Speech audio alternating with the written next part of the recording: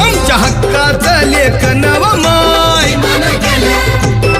मग कुणी नाही केलं भलं व माय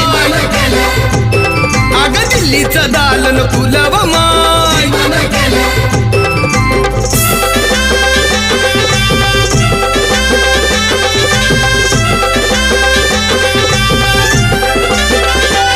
तुमच्या पोरानं शाळेत शिकावं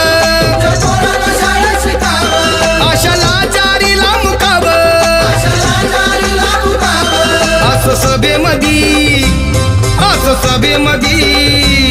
असं सभेमधी भाषण व माय